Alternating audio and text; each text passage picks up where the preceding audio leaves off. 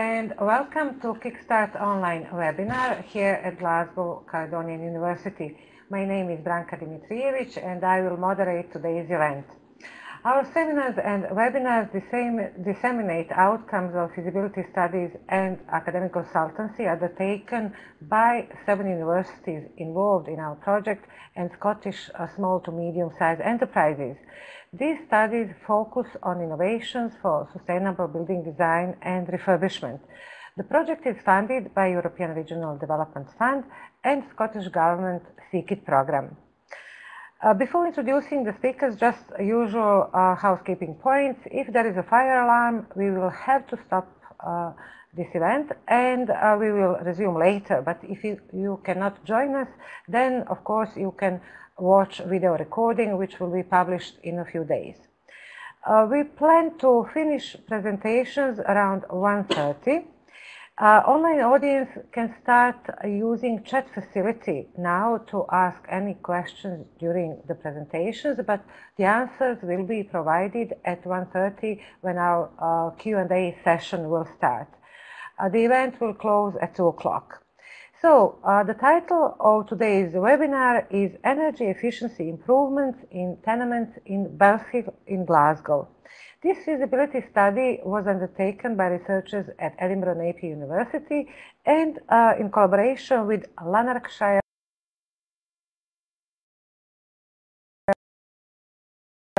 Housing Association. The speakers today are Julio Bros Williamson of Edinburgh Napier University and Gavin Young, Technical Services Manager at Lanarkshire Housing Association. I would now kindly ask Julio to start his presentation. Thank you very much, Branka. And I'd like to thank yourself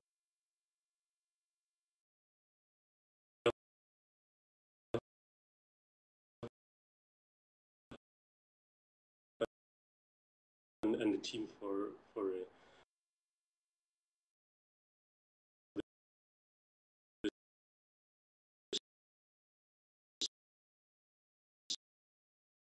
this opportunity to conduct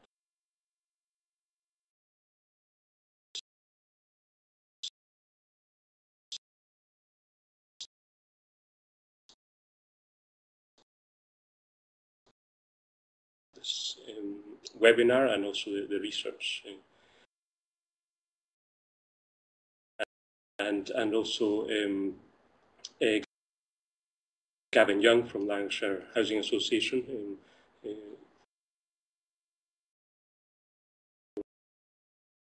for obviously providing information and taking part in this study with them. As you the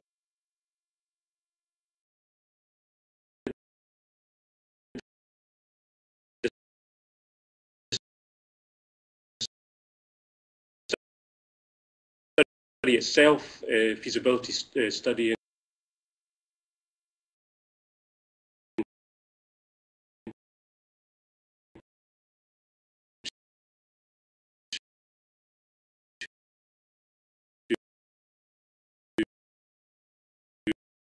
energy efficiency improvements in tenements in Bellshill, which is a town in North Lanarkshire. Quite an important topic in terms of dealing with energy efficiency and energy solutions in older properties and hard to treat properties.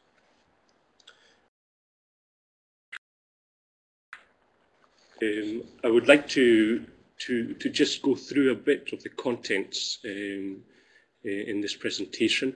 It will be conducted both by myself and Gavin Young, and I'll start with a bit of introduction and a brief and what the work is all about. Gavin will then continue on talking a bit about the Housing Association and some of the constraints that they have and some of the expectations from the study. And then I will retake the presentation and explain a bit about the methodology of the work and the report, and obviously the work that was conducted, and some of the alternatives and solutions that we came up with. Throughout the work, there was a lot of debate with the association, the Housing Association, and the research we were doing, which was very healthy in terms of coming up with solutions. Gavin will then wrap up in terms of some conclusions and some of the Housing Association expectations from the study and the use of the results. And then I'll conclude with some of the conclusions from the study in terms of the report. As it was mentioned before, the feasibility study was between Lanarkshire Housing Association and Napier University, Edinburgh Napier University, and the Scottish Energy Centre, which I am part of. We deal with a great deal of similar projects in terms of hard-to-treat buildings, and also to do with energy and renewable energy solutions. In this particular project, we're dealing mainly with fabric intervention and different alternatives on energy, and most importantly, dealing with fuel poverty and how we can reduce that in housing. We'll be looking especially at tenemental buildings in the town of Bells Hill, and it's a cluster of different flats and buildings that are in particular in need of upgrading, especially in the energy side of things. There's throughout the report and a lot of the findings looked at social problems and how to interact to some of the solutions with the different users of the properties. So that will be something that is part of the study. The feasibility study addresses the issues of improving thermal comfort for the people using these tenements, these flats, but at the same time looking at a cost-conscious way of delivering some solutions and alternatives. As I mentioned before, fuel poverty is a big topic, especially in the social housing sector. Where most of these apartments are occupied by a key group, which we refer to as people who are unemployed, people who are retired with very low pensions, single mothers, or very young couples, first-time buyers, for example, or first-time occupiers of properties. So there's different circumstances that surround this. The tenancy, different mix of tenants.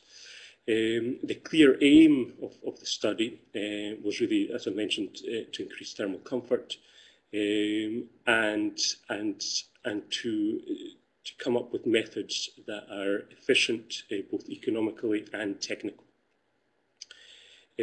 All of these solutions can really be solved on having more efficient ways of heating the dwellings, but also looking at interventions in fabric of most of these apartments. And there's lots of constraints in terms of installation of new energy solutions and technical solutions as well. So that will be quite an important factor in the study. The objectives, looking and understanding of energy efficiency in these hard-to-treat buildings, looking at fabric essentially, also looking and discussing different constraints for the heating services, both for space heating and water heating. Looking at reducing fuel poverty with energy efficiency, and also looking at the economical constraints with these new alternatives. I'd like to pass the microphone over to Gavin Young on a background of the Housing Association. Thank you. You'll see from this slide that Lanarkshire Housing Associations are fairly typical community-based housing association with about 830 rental units concentrated in Motherwell and Bellshill. It's a varied stock with a mixture of flats and houses and includes about 170 older style stone fronted tenements, most of which were rehabbed in the 1980s or early 90s to the standards that were required at that time. Our most significant current programme is now a rolling programme of work replacing elements in this stock when it reaches the end of its planned lifespan. So, for example, electric heating would be replaced after 15 years, kitchen fittings after 20 years, and so on. And this all has to be funded from the association's rental income and financial reserves.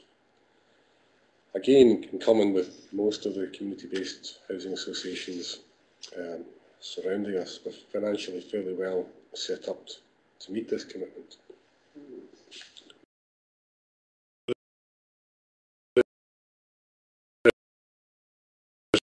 There's also a wider policy context that we operate within, and that is what the Scottish Government requires housing associations to do to the stock, which is currently set out in the Scottish Housing Quality Standard, or SHQS, and that's their minimum standard for all social rented housing, which has to be met by 2015. And in addition to that, we would anticipate in the next couple of years the publication of a higher standard that will operate after that date, possibly linked to the Scottish Government's targets for carbon reduction.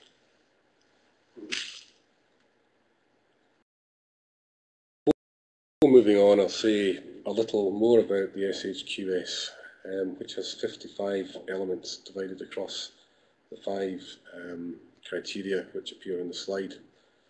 One of these is energy efficiency, which was the focus of this study.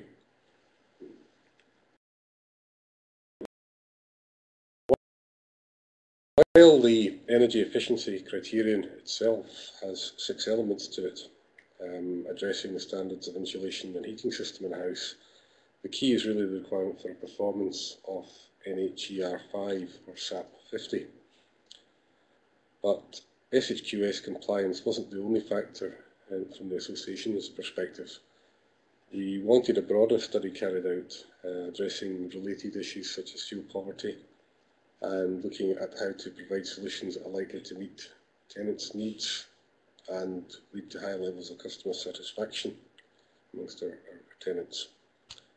On the other side of the equation, it was necessary to establish what solutions to improving energy efficiency would actually represent value for money. Because from our perspective, any solution would have to fit into an asset management and planned maintenance programme along with a range of competing priorities. It would have to be justified as a worthwhile use of what will inevitably be a non-infinite supply of money. The other key issue for us was possibly future-proofing any work that we carry out. That is, trying to carry out levels of improvement that are likely to meet a future standard. Well, this is obviously difficult, a very difficult question to answer when you don't yet have any firm indication of what that future standard may be.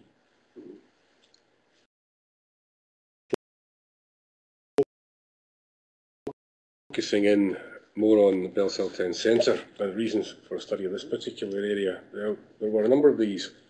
First was that the building is considered to have a long-term future, unlike some say public sector or housing association stock that has been assessed as suitable for demolition for one reason or another. Second was that our planned programme of work already identified that the heating systems in the flats were due for replacement, and our financial plans would provide for this, so that the study was going to be related to a real programme. And we also knew that a like-for-like replacement of the heating systems in the buildings would not in itself bring the flats up to meet SHQS. We already knew that at least some of the flats would fail. In addition to those 3, there were some specific issues in the Bellshill Town Centre building. We knew that the flats were relatively small and would have limited flexibility for installation of new systems, although they are actually, as shown by the study, by no means exceptionally small.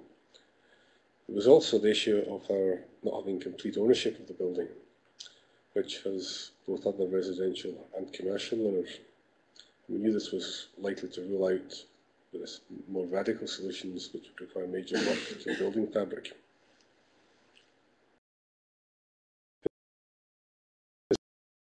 In summary then, what did we know about the building before the study started? Well, we knew that the heating systems were unlikely to be performing well. We also knew that the overall energy efficiency rating of the building was unlikely to be good. We anticipated that this, along with some related issues, was probably going to be reflected in the level of tenant dissatisfaction.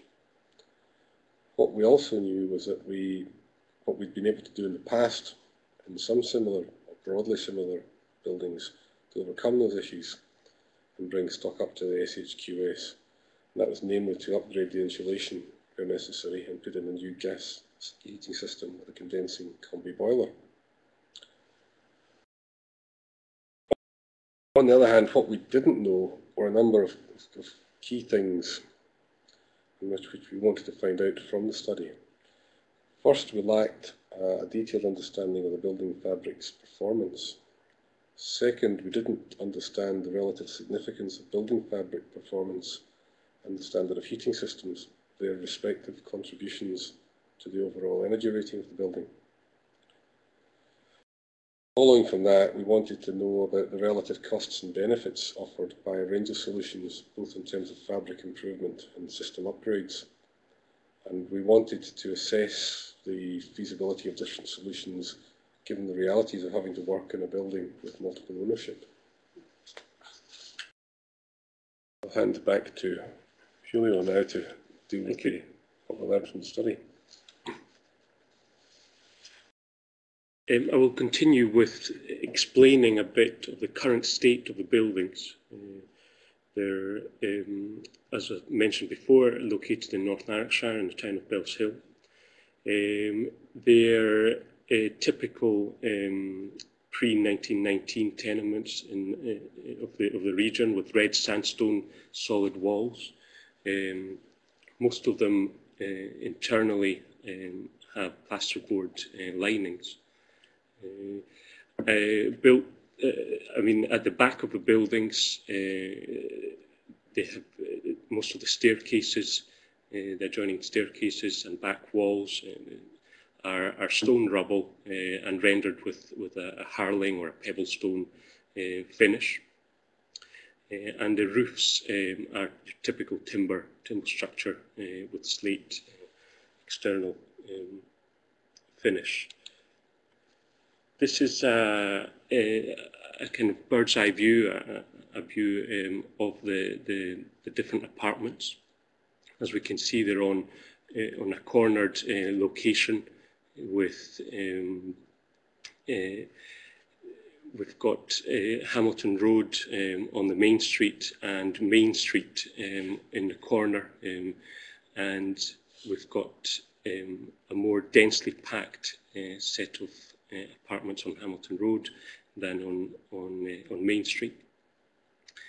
There are ground floor commercial units in all of the apartments, and a first floor and second floor of apartments. A lot of issues on the backs and the areas behind the apartments, where there's a common area used by the commercial units, by the shops, for parking, for storage, and there's a bit of kind of debate on ownership issues on that, whether it's for the tenants or for the commercial units. These are images of the front elevations. The top image is for Hamilton Road, and the one below is for Main Street.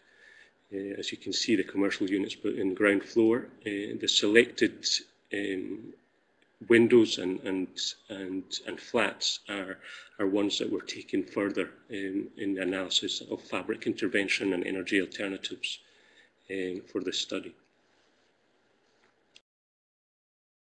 These are the back elevations. The first two at the top are for the apartments in Hamilton Road.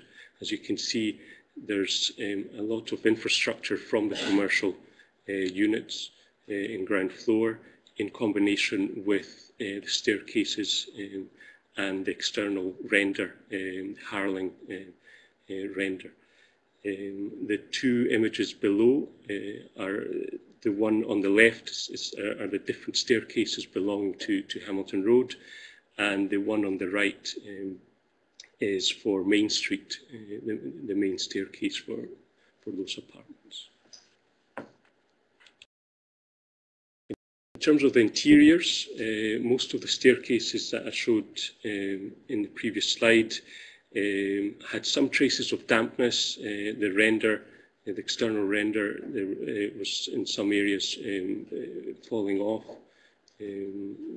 Moisture was kind of acting there and becoming quite an issue. The stair landings are in general good state and lead to two apartments on each level. An external storage room is located on these landings, but mainly on the Hamilton Road apartments, where you've got two areas for storage and different ducts for services around the building. The majority of these apartments have plasterboard interiors, as I mentioned before, and ceilings as well. And most of the top floor apartments or flats, there's insulation on most of them, but very minimal. In average, a 50mm mineral wool is located in these ceilings. And in terms of the finishes, I mean, most apartments have carpets, floorboards, over floorboards, and are quite basic interiors. These are some images of some of the apartments and their interiors.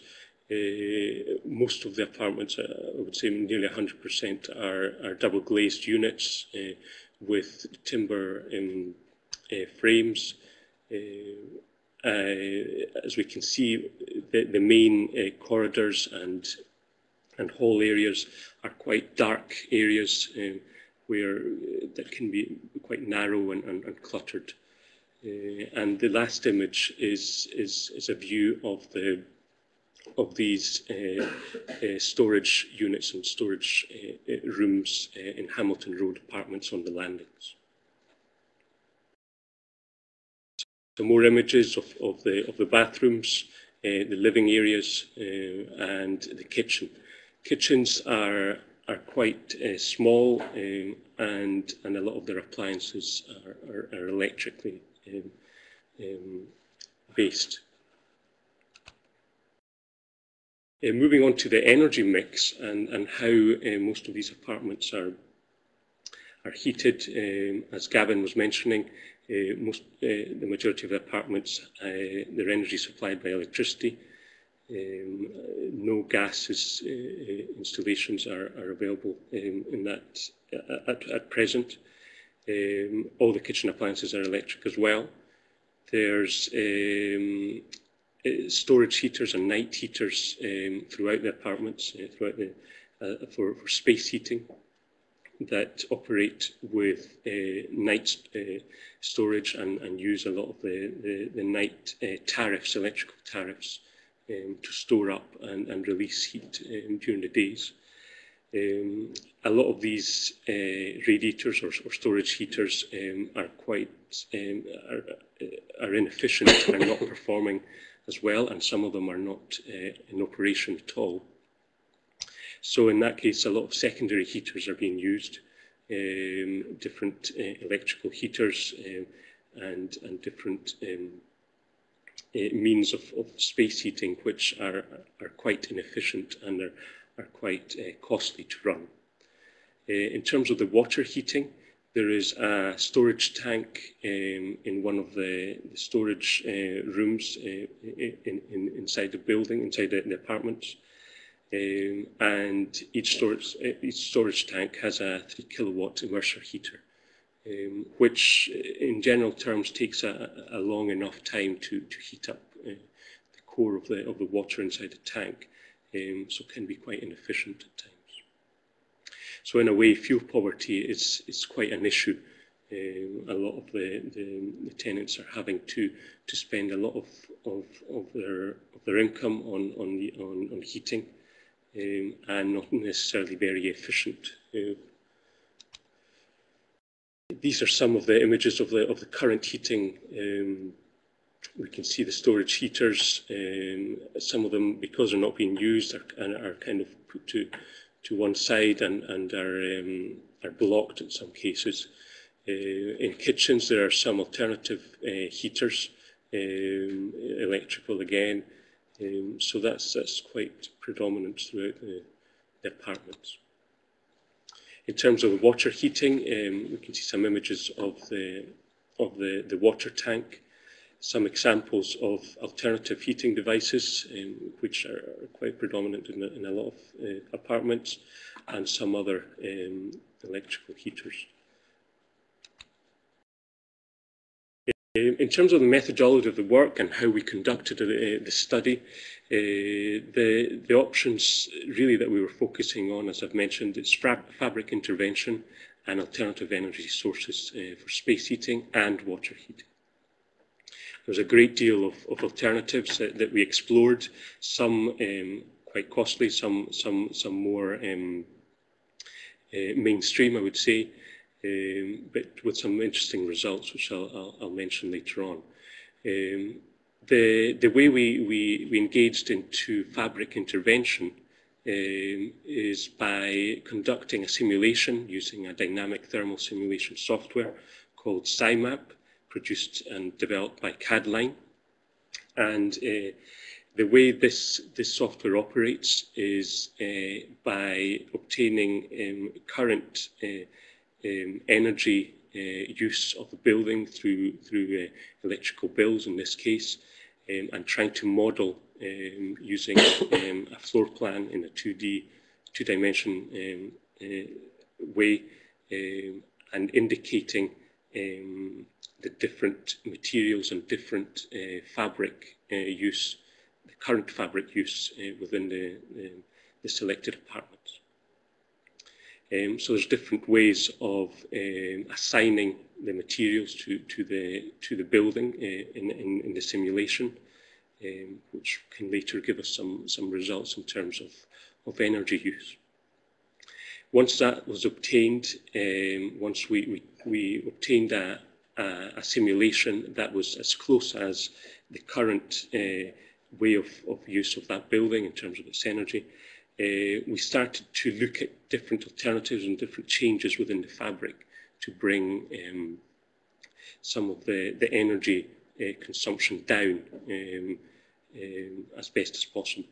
So there was ways of adding insulation into the external walls, looking at draft proofing, looking at windows, etc. We focused mainly on looking at alternatives in the fabric of the walls externally. Not all apartments were simulated from this development, but what we did was located different apartments within the two locations. So we looked at one apartment and one flat in Main Street, which is slightly different configuration as apartments in Hamilton Road. So we had those two examples, those two simulations to deal with.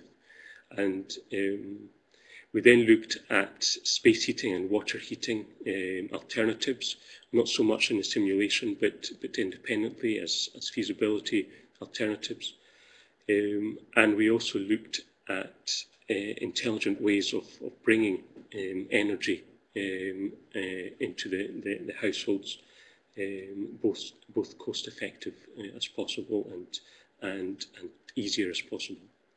And some renewables were also explored. I would say that the properties in Hamilton Road were the more flexible in terms of energy alternatives and the supply of new means of fuels, for example, and technology.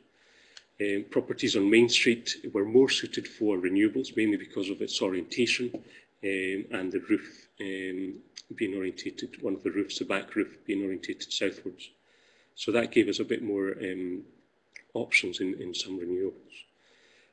Common areas at the back, because they were not fully owned or by the housing association, was difficult to kind of integrate into the solutions. Nevertheless, we did explore some alternatives that would engage a partnership with commercial units or with other owners of the flats to kind of bring a better energy solution. Buildings are not listed, but are kind of, in terms of planning, they have restrictions and do comply with some elements of conservation within them. There's this social inequality in terms of some people are renting, some people are owners of the different flats, so that made things quite different and quite difficult. I mean, it wasn't always easy to integrate a lot of the solutions into the apartments, mainly because of this shared ownership and difficult tenancy of the flats. So as I mentioned, 2 apartments were modelled, looking at the current electrical usage. From the energy bills that we obtained from the Housing Association, we tried to integrate that as close as possible to the simulation. Many changes were suggested, both in the simulation and as part of the desktop study, looking at draft proofing, looking at lots of alternatives in terms of energy efficiency. And both of these types of solutions were costed into the study. Part of the study also included a cost evaluation of a lot of the solutions, so that was important in terms of giving it some value back to the Housing Association. Although a lot of solutions were not explored in this study, the ones I think that we simulated were quite worthwhile, especially the ones that weren't so cost dependent. In terms of the current state of the walls, the front wall was simulated and a U value of just under 1 watt per metre squared Kelvin was obtained. This was with the plasterboard lining. And at the back wall, a much higher U value was obtained, mainly because it was a lot of plaster on the hard and not so much plasterboard integration as in the front. So there was that slight difference there. The simulation, as I mentioned before, uses 2-dimensional floor plans, and with this you can create and assign different materials on the fabric. So these are the 2 apartments. We've got on the left Hamilton Road, which is a more densely packed set of flats. They're all one-bedroom apartments, small kitchens, and a relatively large living area with a sitting area, etc., etc. Quite a large and long corridor as well from the main entrance. The Hamilton Road apartments had, as I mentioned before, the storage unit here, which was quite important in some of the solutions that we suggested. Main Street apartments were similar in terms of having quite a large living area in the front, and from that a kitchen as well. But in terms of the corridor and that distribution area, it was slightly smaller and less space for new alternatives to be suggested. Moving on a bit to some of the fabric alternatives that we suggested and we simulated within the SciMap model. We explored, as I said, a great deal of solutions. Some proved to be very costly, like the integration of aerogel quilt onto the different facades and elevations of the apartments. As we can see in the table, the first set of figures are the energy bills and how the building is in its original state, and then the second row of figures are the simulated set of figures. We can see that we've got heating costs and the kilowatt hours spent in 1 year, which has been taken from the energy bills of each apartment, and also the simulated ones, which tried to reach as close as possible, and some of the CO2, the carbon emissions from that energy being used. So as we suggested some solutions, we could have this comparison, which was very kind of interesting to have.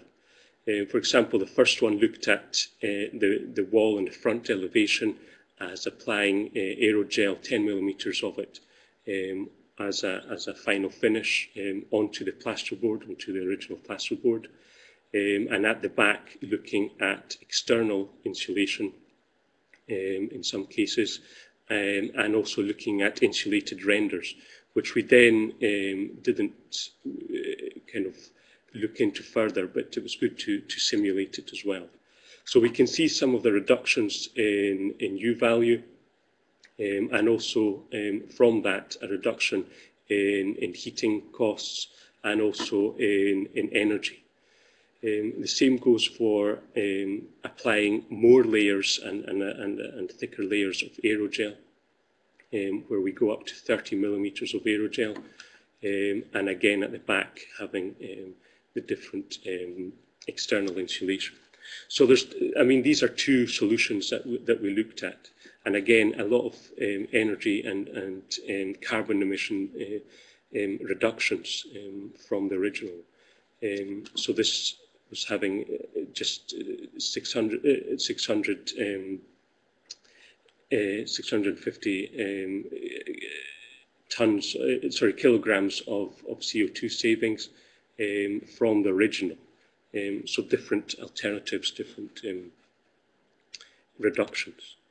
We moved on to different alternatives, blown beads, for example, just behind the plasterboard, pumping in blown beads into that cavity and keeping that constant of external phenolic insulation at the back, and also looking at blown cellulose fibres also blown into that cavity. So again, we explored these different alternatives, obtained different U values from them, and also looked at the different savings in terms of cost and energy to heat those apartments. We then tried to integrate a lot of the first four solutions together. So for example, having blown beads inside the cavity integrated with aerogel. Again, that would give us some more reductions, and really looking at these solutions in a more integrated way. There's some advantages, some disadvantages of each one. I mean, blown beads are quite effective and non-intrusive by just including them into the cavities, and I mean, different cellulose fibres, etc., are quite important. Again, some more alternatives with this mixture, looking at implementing phenolic insulation in the front and also at the back was also one of the alternatives, and then looking at aerogel as an element within a plasterboard backing, also taking away the original plasterboard and integrating an aerogel plasterboard back into some new stud system, etc. And then also again looking at different back elevation alternatives, looking again at aerogel and different polybead renders as well.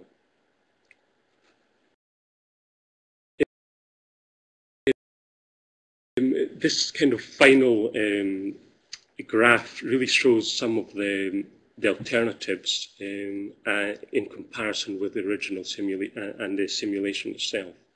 We can see that both of the original and the current simulation had some very high annual energy use and also very high CO2 use and carbon emissions.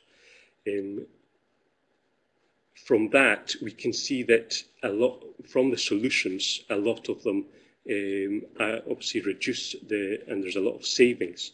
This graph shows mainly the savings of carbon, and we can see that from all the solutions that I just mentioned before, the carbon emissions and also the energy savings are quite well distributed. They're quite even from one another, which really gives us an indication that most of the alternatives are performing very, very close to each other. And when we come into looking at costs, that's where a lot of decisions can be made, because we can have some of the very costly aerogels performing just as well as other solutions, like the polybead and the cellulose fibre. So that's where the Housing Association could make some assumptions and look at, obviously, cost-benefit in a lot of the solutions.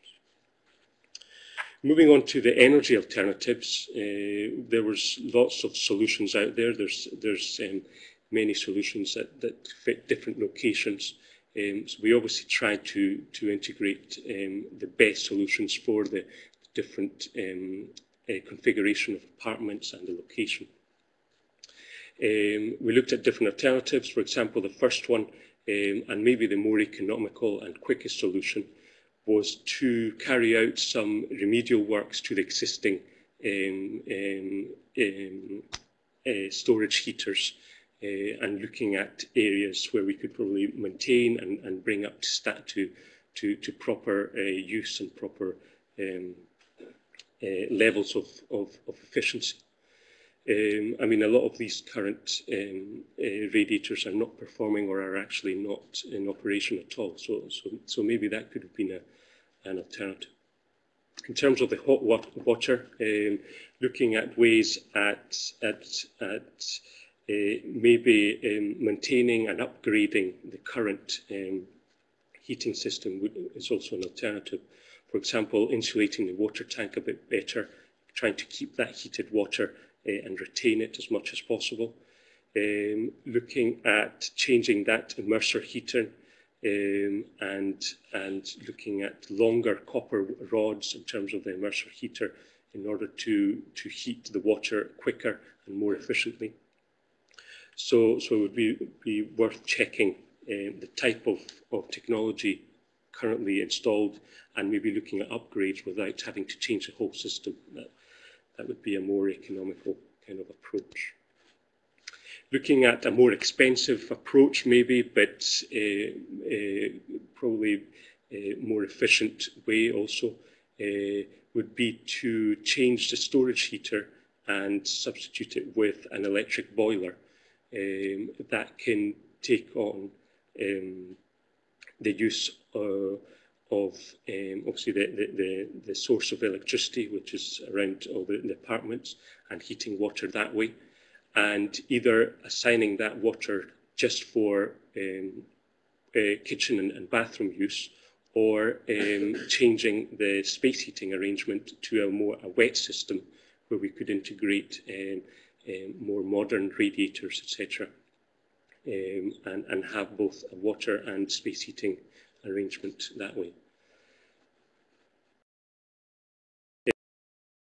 The other alternative is really trying to integrate both into this electric boiler a series of seasonal regulators in terms of external climate, and trying to keep water temperatures in line with external temperatures, external climate temperatures. So by having these regulators, you can have different seasonal patterns within the boiler use, and used when and having different temperatures of water according to the use as well. And also in combination with more up-to-date storage heaters, if that was the option of leaving those storage heaters and upgrading them, having a more up-to-date and more efficient means and technology would also save a lot of electrical needs. Another alternative was to explore the way of having natural gas fed into a lot of these apartments, which would represent quite a costly investment by the Housing Association. But there are different ways of minimising that cost from government incentives, etc., which I'll explain. The advantage of this is that it will directly combat fuel poverty in a quite important way, as the gas costs are much lower, 4 times at times than electricity costs. So an average electricity cost per kilowatt hour is between 8 pence and 13 pence, while natural gas could be down at 3 pence per kilowatt hour. So that would be quite important. In terms of looking at the installation of this gas, the Housing Association contacted Scotia Gas networks to bring this installation into the buildings. And as I mentioned, there's some incentives there, and they have this programme called Assisted Connection, which is part of Ofgem's scheme to reduce costs and to provide gas installation to as many people as possible with lower kind of costs there. But again, that brought problems because of the different ownership of the different flats, because some of them were owned by the Housing Association and others were owned privately. That agreement would have to be obviously 100%, and that could be quite a task to bring people together. So the solution would be to bring this pipework from the main street into the apartments, into the main common rooms, and independently into each apartment. Each apartment would have its own meter and would obviously feed in from that. And then from that meter, it would supply the different gas boilers and the different appliances in the kitchen, etc. This solution would mainly benefit Hamilton Road, because when we were doing our survey, we looked at using the storage cupboards as areas where we could, in the landing, as areas where we could keep these gas boilers and any gas meters, etc. So it was a perfect area within the apartments. Each apartment on different levels had its own storage cupboard, so we could perfectly channel all the pipework into these different storage areas. Unfortunately, Main Street apartments don't have this storage area, so it was going to prove quite a big task to bring pipework into the common areas and into the apartments.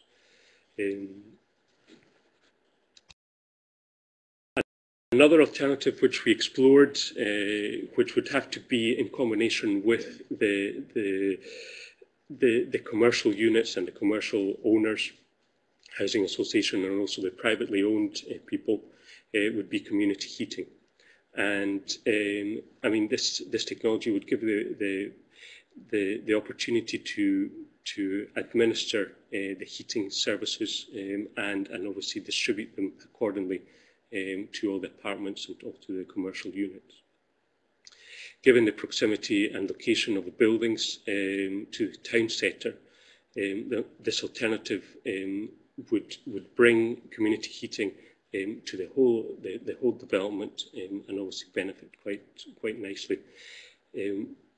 The plan would be to have this distribution of energy and this big community heating area at the back in the common areas of the apartments and the parking area.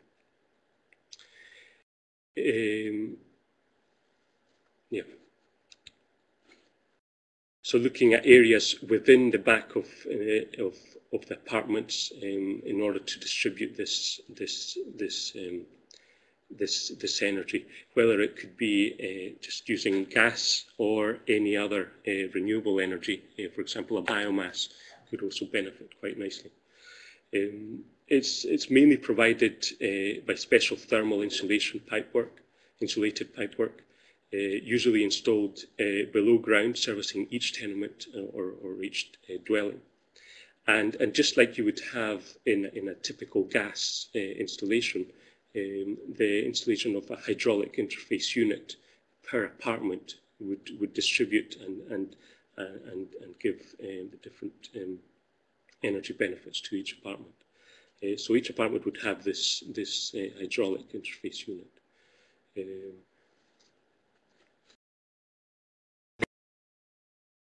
Benefits are really that looking at the economies of scale in a primary fuel procurement and looking at the reduction in local maintenance associated with the individual gas boilers. So this kind of system would be maintained and administered by one company that would supply the whole installation. And it would take away any boiler problems, individual boiler problems per flat. So it would all be managed by this third-party person that could obviously keep it up to standard at all times. So it takes away that cost from individuals on having a yearly check on their boilers and on their system. In a better way, I mean, this system would work using a biomass supplied by wood fuel and incorporated into the system would reduce more carbon into the energy mix. I mean, however, there's lots of constraints in terms of space requirement and also looking at regulations in terms of urban setting within the technology. There's obviously the boiler cost, which can be quite expensive on its own, and also supplying the different fuels to it. The location has to be, usually takes up a large footprint, and that would have to be explored. The fuel type, there's different types of them, and obviously depending on the supply of it and the proximity of these to the location would be a big factor. I mean, there's different wood chips, pellets, and logs as well, etc. As I've mentioned, I mean, feeding this energy into the buildings can be quite expensive. Looking at pipework and ducting into them has to be explored as well. Storage of the biomass fuel is also a factor, so there's kind of space constraints. The flue is also quite an important aspect of any installation, especially where you've got different air restrictions within urban settings. There can be some problems there, which comes into a lot of the regulations depending on the setting. And also, I mean, planning is also an issue that has to be engaged in. In terms of renewable energy, we didn't look at all of the alternatives. We looked mainly at obviously the ones that we thought were quite optimum for the location. For example, wind turbines were not really preferred, mainly because of its urban setting. and the consistency of air and wind would be quite an issue. Ground source heat pumps, also, I mean, very similar to other solutions, ownership issues, complexity of installation, and in that kind of reduced site and the differences of use. We looked mainly at solar PVs and solar thermal, and we did small feasibility studies on both, as I said before, mainly on the Main Street apartments because of its orientation. So solar PVs, we looked at the feasibility study that, given the roof space and the roof area, gave us up to about 40 modules, 40 PV modules installed, which would account up to just under 8 kilowatt peak system. That would generate approximately 6,000 kilowatt hours per year, which, if we look back at some of the energy requirements per apartment, it just about supplies the electricity for 1 year for one apartment, for one flat. So because of the ownership issues and how to distribute this energy, it would have to be procured in a way that is either it distributes to all the apartments, or this energy is used maybe for communal areas, etc., etc. We would look at the payback using feed-in tariffs. Big debate over there, and the different tariffs that have been changing over the past 6 months, but nevertheless, it's still an option.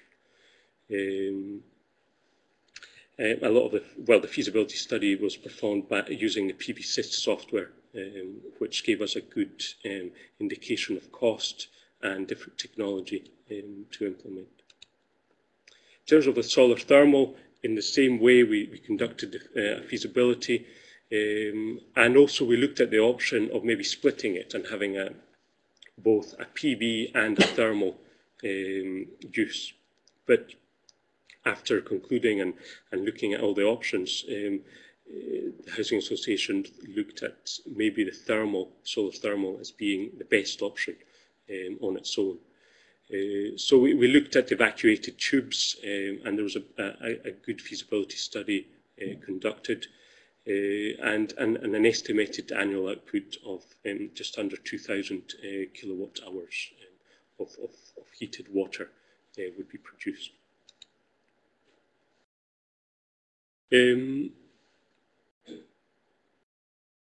I now hand it over to Gavin.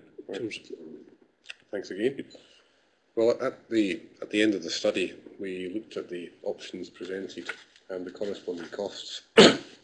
I got some very interesting results.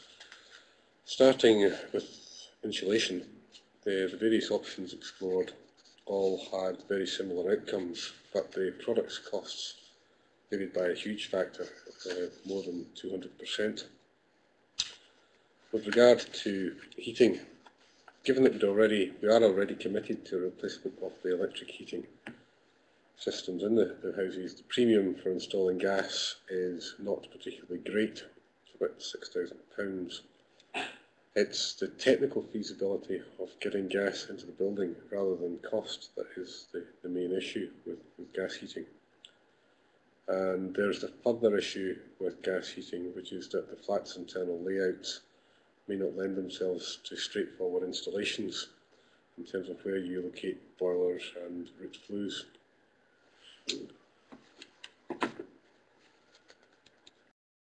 There were some no-brainers which I'll obviously briefly touch on.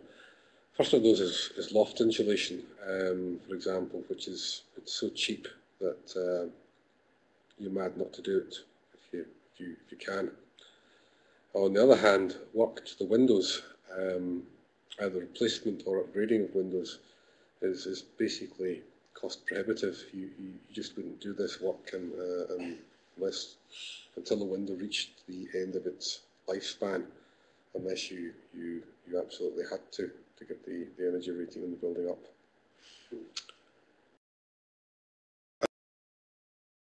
And there's a list here of the more high-profile sustainability stuff: community heating, renewable energy, wind turbines, ground source heat pumps.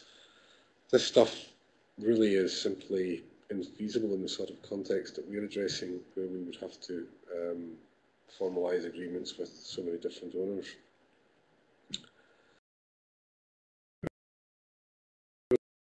There are two renewable energy solutions that would seem to make any sense in the context of Bellshill Town Centre are photovoltaics and solar water heating. In the case of PVs, this would be to get the feed-in tariff, which was very attractive at the time the study was carried out.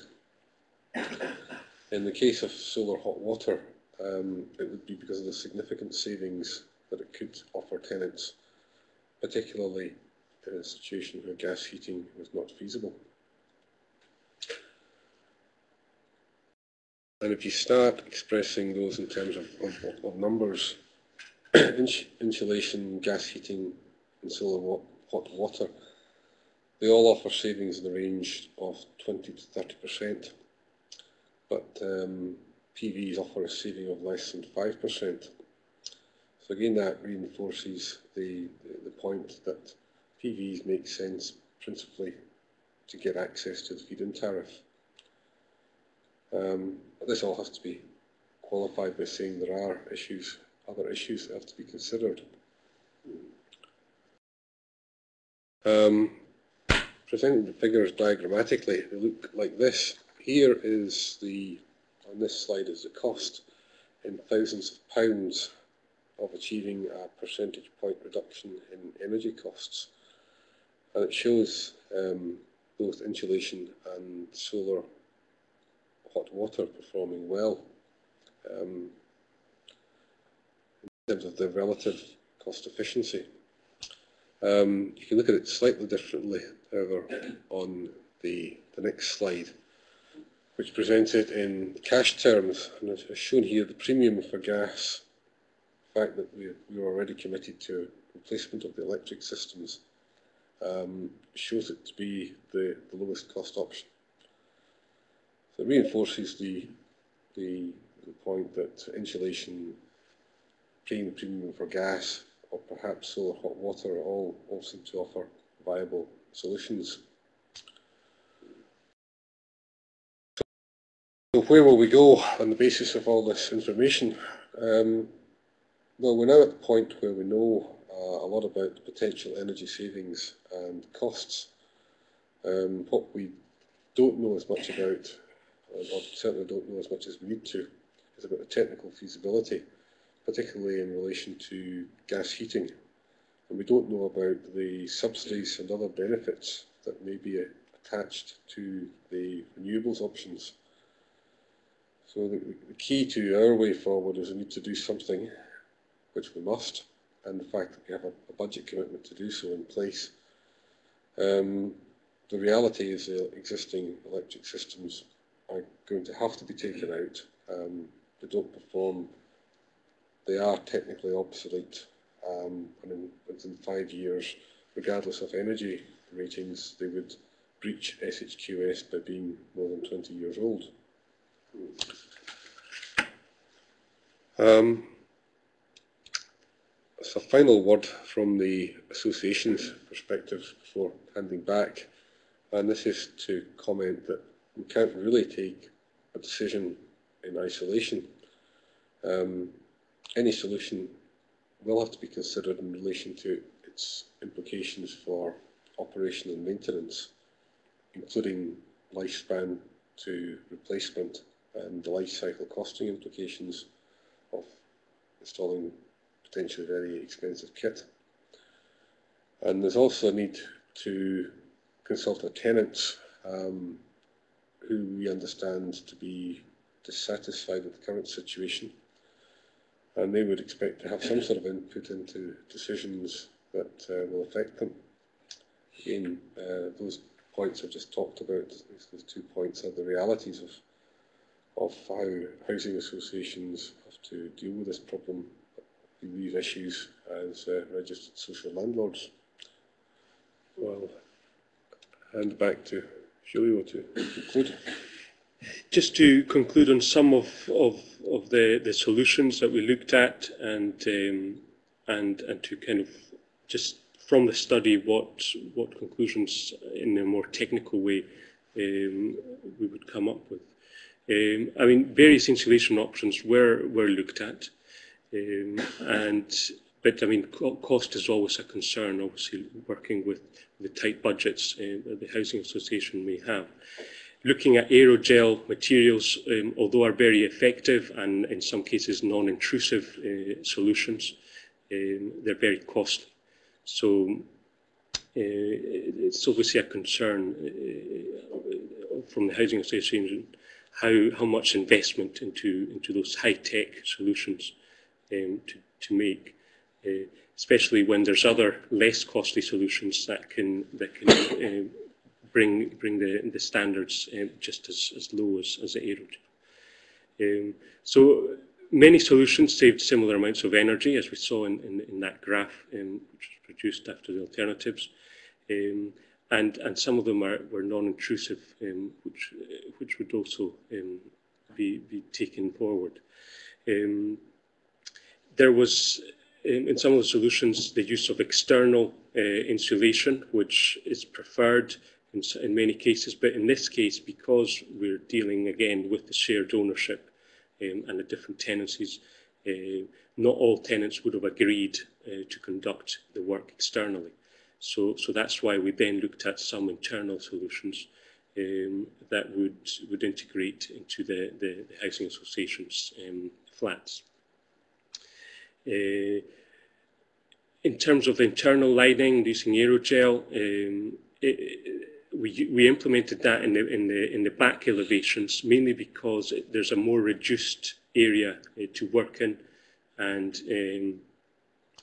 it's because of its thin properties, it could be very easily integrated into the linings and around different installation and pipework from the toilet, especially at the back, and various other configurations on those walls. Energy solutions depend on the level of intervention. Obviously, there's different constraints on all the alternatives, and there's different problems there in terms of cost as well. So a big focus on that has to be come out of this report and see what the next stage is. It's recommended to apply the more cost-efficient solution of replacing and maintaining the storage heaters.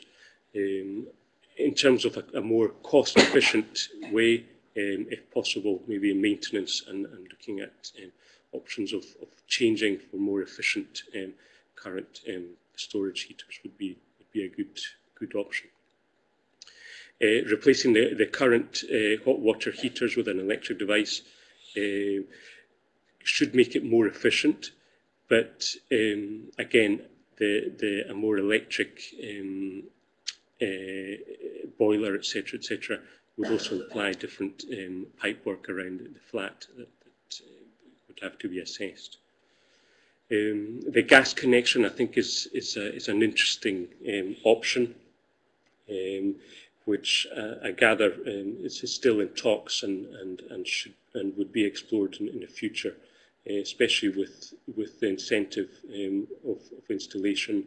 It's just really a matter of getting all of the tenants, both privately owned and other commercial units, to agree, which may seem quite a big task. So there's a big debate over that. Obviously, as gas would be recommended in Hamilton Road and not so much in Main Street, where maybe renewables or keeping with electric would be an option.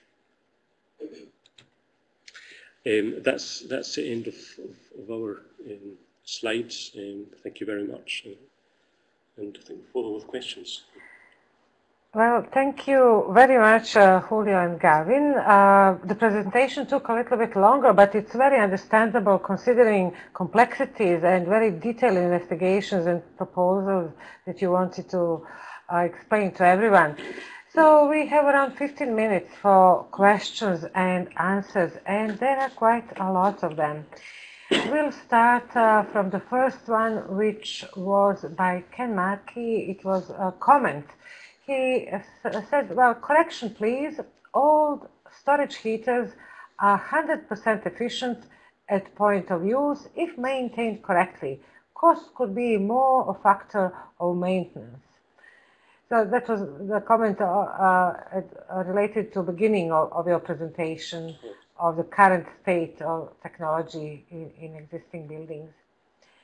But we can now start with the first question from Nicholas Heath. What were the respective thickness of the front and rear walls? The front walls were sandstone. There were between 500 and 600 millimeters thick.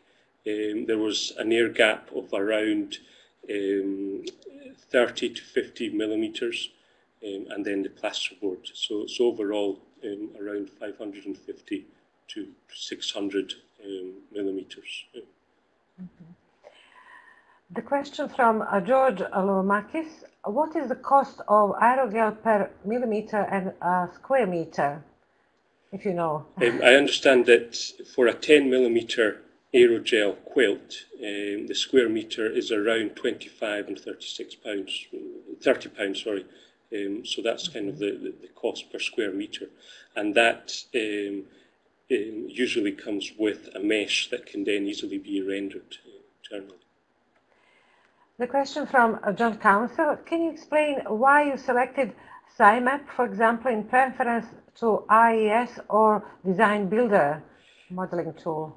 SciMap has been used by the Scottish Energy Centre for a long time now, and that's one of the reasons. And really, in terms of simple heat loss calculations and fabric alternatives, it's quite an easy and quick way of simulating. Mm-hmm. A question from Alan Curran. Did you do in situ heat flux measurements to establish the actual U value, or did you just do a calculation? The value for the rear wall seems very high. Yeah, we didn't conduct in situ U value calculations using heat fluxes. It wasn't part of the scope of the study. It was modelled purely using SciMap. The back wall is quite high, but we must remember it's plaster on the hard, so it's really there's no plasterboard onto. It's a single leaf really. With both internal and external renders, so it's quite a big U value. Comment from Ken Mackey. This week's news: wholesale gas prices up 70%. Gas being rationed in Europe, so that puts a different view on whether gas is really the option. Yeah, I mean, a lot of the there's a lot of debate whether gas is the future, especially when a lot of the renewable solutions are focused at electricity, for example, PVs and others. So although gas is going up, in terms of the current cost per kilowatt, it becomes quite a good option. Obviously, in the long run, that we might suffer from that. But, okay. The next question from Roy Guthrie. Heat pumps are a good alternative to biomass in this situation without the logistics of managing fuel and with the benefit of clean air. Yeah, I mean, the problem with heat pumps that we encountered on site was the ownership problems and just really trying to integrate it into the location. That was one of the. But yeah, I mean, Roy is correct. Yeah. A comment from Michael Roy. Maintenance of the biomass boiler is also an issue. Again, because it's a community heater, it would be maintained and managed by a third party. Most of the cases, that's how it's operated. And obviously that cost would be part of the whole scheme. But I mean, it depends on the options and the way that we would set it out within all the apartments. Question from Alistair Kant. Could you give the cost of the various fabric alternatives? It would have helped if this was on the slides showing the payback info. The slides will be provided.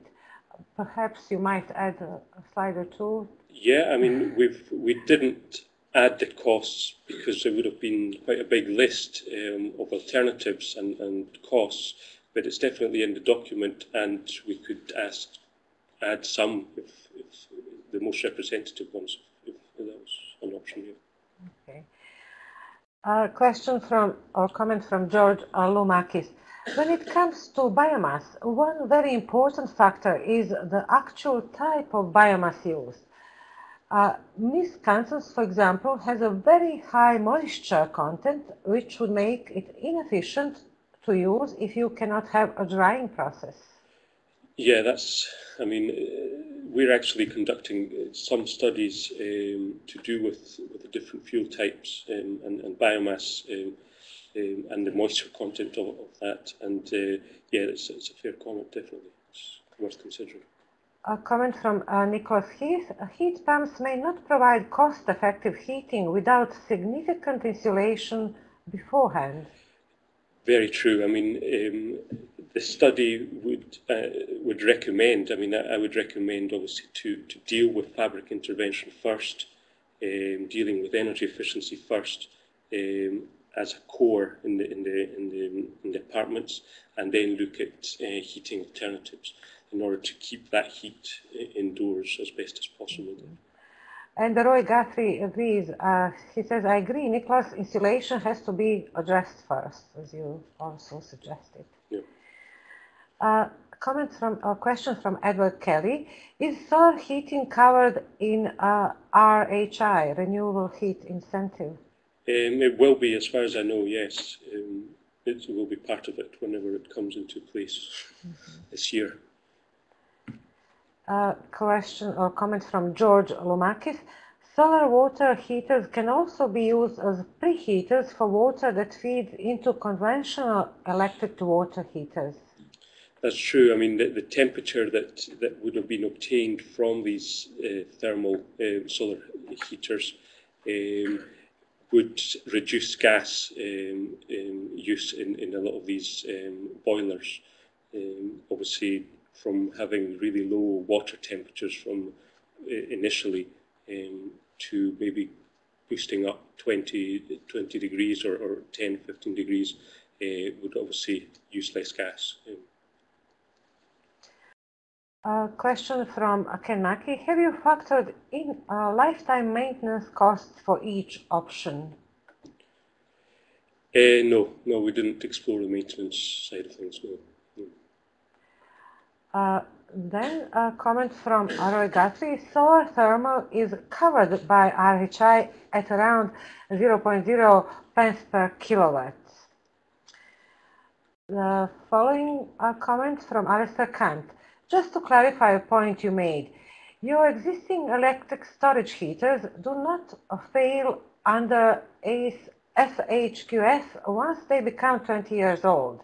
This was a drafting error from the Scottish Government, which was clarified by them a couple of years ago. He says, I work with for RSL. Such heaters only fail if they were 20 years old when the SQHS regime was first introduced. Then a question from Nicholas Heath. Did you consider any other slimline wall insulation materials? For example, Space Therm, which is also a type of aerogel, or Sempatep, which does not perform as well, but is a lot cheaper. Also, the RHI rate for solar thermal mentioned above is for non-domestic. Nothing has been published for domestic rates yet, although the anticipation is it could be similar. We in the report we didn't concentrate on products as independently, we looked at the material itself. That's how we simulated it. So Spacetherm is a company name, a product name, same as Sympatim. So we didn't want to mention products in the reports. We kind of had dealt independently. So that's why we.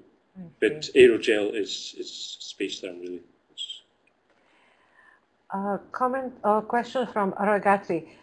LHI for a housing association may be seen as a non-domestic. And then from Ken Mackey, Green Deal is going to favor insulation because it is always going to be the most effective first measure. Does the mixed tenancy bar this option for definite? It's not finished. So is it a mixed tenancy barrier in any way? I think we discussed this. Yes. No, I don't know if you want to expand on it. I think it's likely to be a barrier to any external insulation because you would need both consent and the contribution from other owners who, in this building, taking the commercial other owners and the other residential owners together are the majority. Yes. So I'd see that as practically an insurmountable barrier. There is a question from Fiona McLennan. Is it necessary for all flats and shops to be connected to a community heating system? And did you discount the use of a gas boiler for such a system? Not necessarily, but because of communal areas and bringing up a lot of the pipe work, they would have had to have consensus from all of the building users. That's the issue there. I would suspect that not all commercial units require gas, so that's a big debate there. So that's a problem with dealing with different ownership. Question from Tessa Clark. For individual systems such as solar thermal or heat pumps, I think RSLs would be eligible for domestic RHI tariff. The non-domestic tariff would only apply to RSLs for communal systems. And one more question from John Stinson. Three-part question. Was the energy consumption for the properties based on utility bills meter readings? That's the first one. Yes, they were all. We obtained the energy bills from the housing association and through the tenant. So yes, it was real readings. Did the housing association conduct any energy saving awareness campaigns to provide energy monitors and educating residents how to use heating controls before the study was conducted? Yes, we had conducted an energy efficiency program a couple of years ago where all our tenants were advised how to use their systems. They all got the chance of advice on how to shop around, how to make the most efficient use of the energy in their houses. And we, in spite of that, end up where we were at the position at the start of this study. And the last question from John Stinson is, will this be part of the building refurbishment upgrade strategy? Advice to tenants. Ultimately, it has to be when any upgrading work is carried out, when any new system is put into a house, tenants have to be shown how to use it. It's reality, because people, regardless of the system, gas, electric, or whatever, can't be assumed to just understand how to use their heating system. Okay. Well, thank you very much. Let me check if there are any more questions. Two more. One from, just a second. My computer is playing a little bit. From Tom Edwards. Why, if the study underlines that these properties and others like them are completed completely uneconomic, does the Housing Association not lobby for acquiring ownership, knock them down, regenerate, not renovate? Have you done the economic analysis? No, we haven't done that economic analysis because there is no realistic possibility of that happening in terms of planning, in terms of ownership. It just would not happen.